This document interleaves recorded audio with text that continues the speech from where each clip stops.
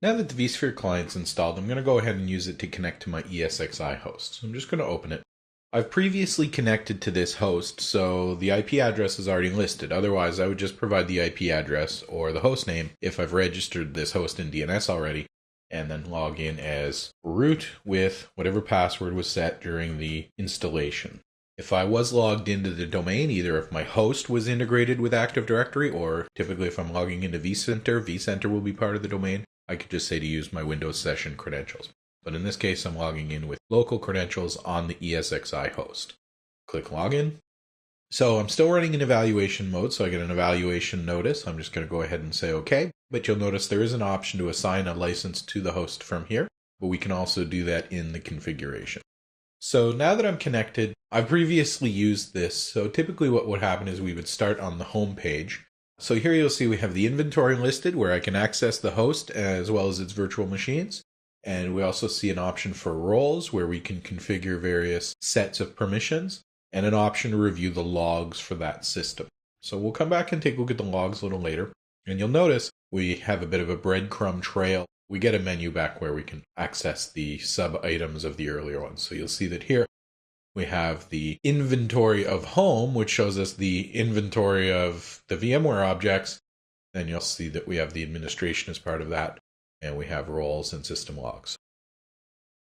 So if I go back to my inventory, you'll see that the host that I connected to, and I used the IP address when I connected, is listed here.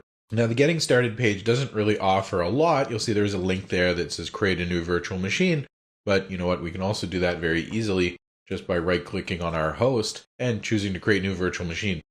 This page doesn't do a lot for us, and a lot of times when we click onto a host or click onto a virtual machine itself, we're going to want to get to something more interesting quickly. So we're just going to say close tab here, and if I click on the little link, then it's not going to come back. You can get it back if you need to. You can just go into Edit Client Settings, and there is an option here to show the Getting Started tabs. You'll see there's a few other options in here. For larger environments, you can change timeout settings if you're on a high latency link, you're managing servers across continents or something like that. You can change timeout values here. You can also go in and see some of the size and other details that'll be used for displaying large sets of lists. So now that we've closed that initial welcome page, we've got the summary page. You'll see here it's telling me that I've got ESXi shell enabled. That's always going to bring up a warning when we turn it on. VMware recommends we turn it off. It'll also tell us if SSH is enabled on that host too, which would imply remote access to the shell, which might even be more of a security risk. Now, in this case, I'm running ESXi inside a virtual machine, running inside VMware Workstation. All my manufacturer and model details here list VMware, although of course this is typically going to be our physical hosts that we're running it on. And we'll see details about the number of cores that are available, what type of CPUs we have, the license that's present, and we can also see details of sockets and cores and how many logical processors we have if we're using hyperthreading and whether hyperthreading is active and the number of network cards in the system, whether we're connected, how many VMs we have. Participating with enhanced vMotion compatibility inside a DRS cluster, or if we're enabled for vMotion on that host. Resource usage and what data stores are available to us and the network objects that we've created for port groups. And we're going to come back to all this in later videos. A little bit more detail down here for fault tolerance details and how to add vCenter, which we're going to see in later videos. Way down at the bottom, we've got some links to create virtual machines, resource pools, do maintenance mode, and either reboot or shut down this host. We can do a lot of that, though, in other places, either by right-clicking onto the host itself or in some other area of the interface. I have created a virtual machine. I've gone ahead and removed it from the inventory. So it's on my data store, but I don't have it visible here in my client. So I'm going to add that at the end of this video. So if I click on the Virtual Machines tab, we don't really see anything, but typically we would get some details of resource utilization. We also have the Resource Allocation tab and the Performance tab. We're going to come back to this in later videos, and we'll do a whole series of videos on performance of VMware. And if we go over to the Configuration tab, this is really where most everything that we need to do in order to get ESXi configured the way we need it to participate with whatever storage it's going to use and configure whatever types of networking topology we need. A lot of the other system-specific configuration for DNS and for default gateways and so on is all here as well. So if we look over hardware configuration, you'll see under health status that we can view various components of the system. depending on what's reported to VMware by the system anyway, depending on what the BIOS represents to VMware. We can see actually quite a lot of detail here in terms of fan modules and if they're failing or if there's problems with their rotation speeds and things like that. And we can get whatever warnings bubble up from the system. When you're running this on a physical machine, you're going to have a lot more functionality available than we get here. Click over to processors. We'll see the same kind of details that we had on the summary page for the processors. And there's the properties link that's grayed out here. If you have a system that's hyper-threading capable, you can go in there to configure whether or not VMware should use it. If you have hyper-threading capable hardware, definitely make sure that it's turned on in your system BIOS and make sure that it's turned on here as well. And a little bit more detail of the system. See things like asset and service tag details or whatever, again, that your hardware provides and represents to VMware. If we go under memory, there's not really anything that you can see or do here, but we do see a little bit of detail on how much memory we're using for the system, and you can see it's actually very little, and how much memory is left available for the virtual machines themselves. And we'll take much more of a look in the performance videos at how memory management works, because there's some fascinating things that VM kernel is able to do.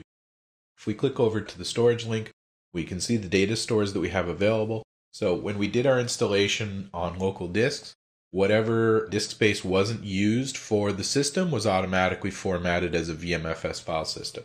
Once we start presenting volumes from the SAN, or once we start presenting LUNs from the SAN, whether they have a volume on them or not, we're either going to need to discover those LUNs and discover the VMFS volumes on them, or we're going to need to discover the LUNs and then place VMFS volumes on them.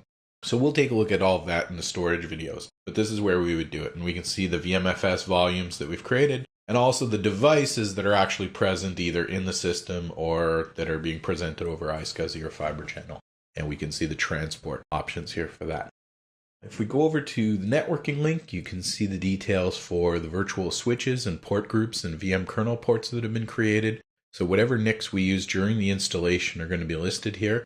And you can see that we've got a vSwitch called vSwitch 0, a virtual machine port group, which is what we're going to connect our virtual machines to, called VM Network, which has various options associated with it we'll look at in another video. And the VM kernel port, which actually represents the VM kernel logical IP address that we're going to use to connect to it. Now, we can use VM kernel IP addresses effectively, or VM kernel ports with IP addresses assigned to them, for quite a few purposes in VMware, either for connecting to them for management purposes, for vMotion, for iSCSI, for fault tolerance, and other features. We may need to create quite a few additional VM kernel ports for different IP-based functionality of the host itself. The virtual machines will be bridged onto the network. There's no network address translation or anything like that in VMware. Those virtual machines will have to have their own IP addresses configured as appropriate. We're just going to attach virtual machines to this port group, and they're going to get automatically pushed out onto these NICs. Now, whether 2 NICs is enough to handle the load for all those virtual machines is certainly a question. We'll talk about that more in the networking videos. Click the storage adapters link. We can see the very few storage adapters that I actually have, but if you had a variety of local SCSI adapters, Fibre Channel host bus adapters, you'd see them listed here. We click over to network adapters, the same thing, but for our network interfaces, and we can see that there's certain details present, like the MAC address of the interface and what vSwitch it's currently associated with. Also the observed IP ranges that can help us identify what the NICs are actually attached to.